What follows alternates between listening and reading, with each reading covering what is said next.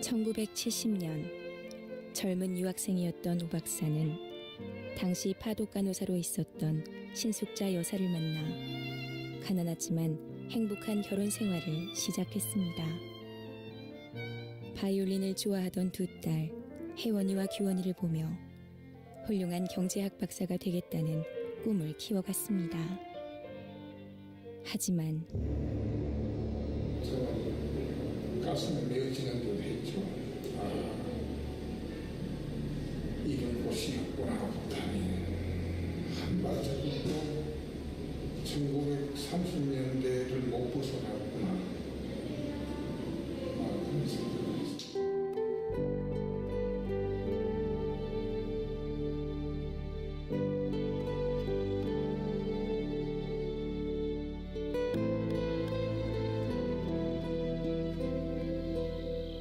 (1985년) 북한 공작원들이 오 박사에게 접근했습니다. 공작원들은 오 박사의 허점을 공략해 온갖 달콤한 말을 쏟아내며 북송을 제안했습니다. 당시 경제학 박사 학위를 받았지만 일자리가 없어 고민하던 오 박사는 좋은 교수 자리를 주겠다는 말에 마음이 흔들렸습니다. 게다가 고된 간호인로 간염을 앓고 있던 아내에게 최상의 진료를 제공하겠다는 제안은 오 박사를 더욱 궁지로 몰았습니다. 그 친구들은 독일에서 반정부 운동을 하고 독일에서 공부도 했고 한 그런 사람들이었는데 아무래도 북한으로 가는 것이 좋겠다. 오 박사는 장밋빛 꿈을 기대하며 아내와 두 딸을 데리고 북한행 비행기에 오릅니다. 하지만 북한에 도착했을 때 이들을 맞이한 건 다름 아닌 감시와 교육이었습니다. 인적 없는 산속에 갇혀 몇 날 며칠 동안 세뇌 교육을 받았습니다. 가슴을 치며 후회했지만 이미 돌이킬 수 없는 일이었습니다. 그로부터 3개월 후 북한 당국은 오 박사에게 하나의 지령을 줬습니다. 경제학 교수가 아니라 독일에서 공부 중인 남한 유학생들을 유인해오라는 공작 임무였습니다. 자신과 같은 희생자를 또 만들어내려는 북한 당국에게 절망과 분노가 일었습니다. 하지만 아픈 아내와 어린 두 딸을 인질로 잡아놓고 있으니 거절할 수도 없는 노릇이었습니다. 쟤들 두고 내가 어떻게 가겠는가. 자신이 없다. 애들 때문에 반인륜적인 범죄를 저지르다보 조선노동당 중앙위원회가 내게 준 지령 임무를 수행하고 돌아오겠다. 저희 집 사람이 다시 불같이 화를 내면서 멱살을 잡고 뺨을 때리면서 그런 얘기를 했었습니다. 도망치세요. 우리야 무슨 죄가 있어요. 그래도 죽인다면 죽으면 그만이죠. 하지만 우리를 죽이진 않을 거예요. 만약 우리를 죽인다면 자기들의 체제가 병약하다는 걸 알리는 거잖아요. 그러니 함부로 죽이지 못할 거예요. 다시 한번 부탁해요. 정의를 사랑하는 순결무구한 젊은이들이 대남 공작기구의 죄물이 되지 않았으면 좋겠어요. 추악한 삶은 존귀하지 않아요. 혜원 아빠, 이 말을 명심하세요. 그 집이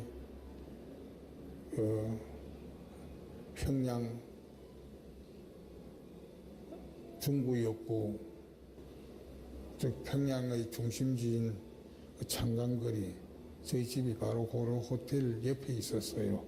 12층에서 여기서 뛰어내려 당신이 그렇게 여기서 뛰어내려 죽어버리자고까지 얘기를 했었어요. 아내 신숙자 여사의 단호한 결심을 가슴에 품고 오 박사는 비행기에 올랐습니다. 당원들의 눈을 피해 헬품이라고 적은 쪽지를 여권 속에 숨기고 공항에 도착했습니다. 불안감 속에 당원들을 따돌릴 기회만을 찾던 중 그의 눈에 출국 심사대가 보였습니다. 때가 제일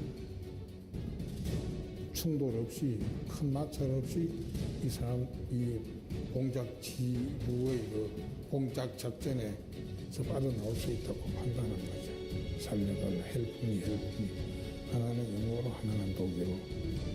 이 여권은 내 진짜 여권이 아니다. 그렇게 오 박사는 북한을 탈출했습니다.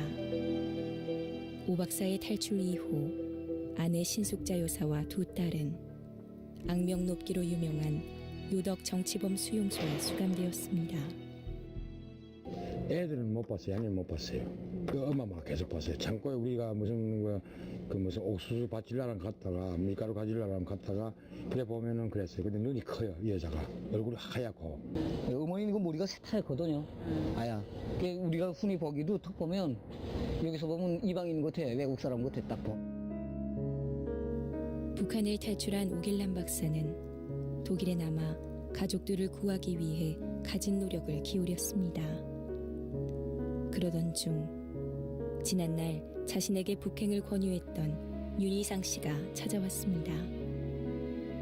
그는 수용소에 있는 신숙자 모녀의 사진과 아이들의 목소리가 담긴 테이프를 건네주며 다시 북으로 들어가자고 설득했습니다. 아빠, 나는 희은이야요. 며칠 전에 아버지와 함께 생일을 즐겁게 보내는 꿈을 꿨어요. 저에게도 훌륭한 아버지가 계신데 아버지 사랑이 부럽습니다. 아버지, 부지만 건강하세요. 누구와 오래간만에 아빠라고 소리내어 부르는 이름이 나옵니다. 어린 딸아이의 목소리를 들으니 가슴이 미어졌지만 오 박사는 아내의 마지막 눈물을 기억하며 윤희상 씨를 거절합니다. 대신 전 세계를 상대로 감춰진 북한의 실상을 알리고 고통에 울고 있을 아내와 두 딸의 구출을 위해 백방의 노력을 벌였습니다. 그의 오랜 노력에 많은 사람들이 귀를 기울이기 시작했습니다.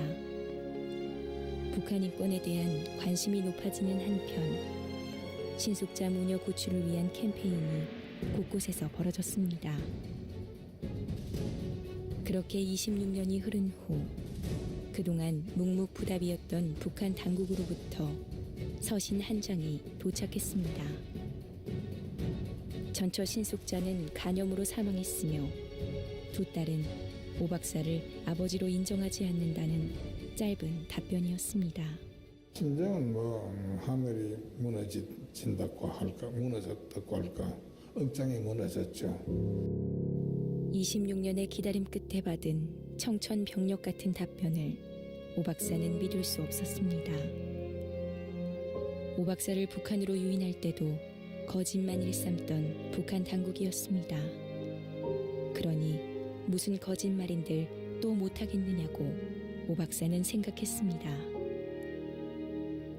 만약 신숙자 여사의 사망이 확실하다면 그녀의 유골이라도 돌려보내야 하지 않겠나. 또 두 딸아이가 어떻게 지내고 있는지 일단 얼굴이라도 마주보며 직접 얘기해야 하지 않겠나.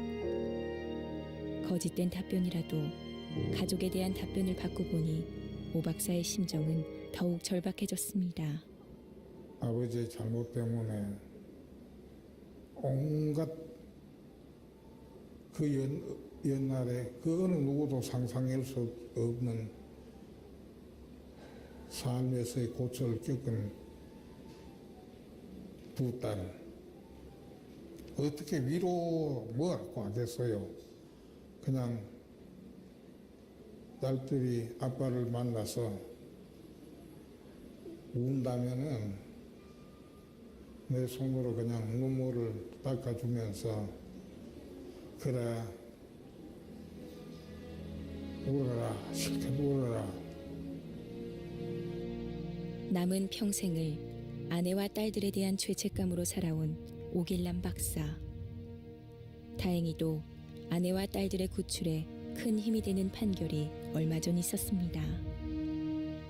지난 5월 29일 유엔 임의적 구금에 관한 실무그룹은 신숙자 씨와 두 딸이 임의적 구금 상태에 처해 있다는 공식 의견서를 보내온 것입니다. 이젠 오 박사 혼자의 목소리가 아닌 전 세계의 목소리가 유엔의 힘을 받아 북한 당국을 압박할 수 있게 되었습니다.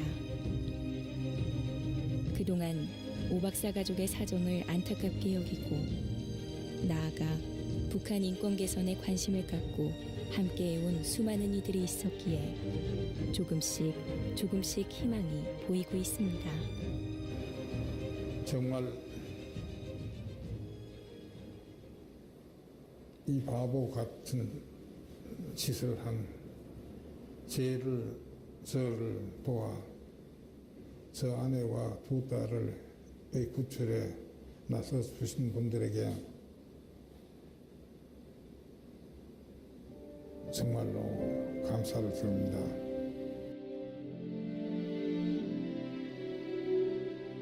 제 어린 두 딸이 아니군요. 지금은 이미 30대가 된 여인들이 됐군요.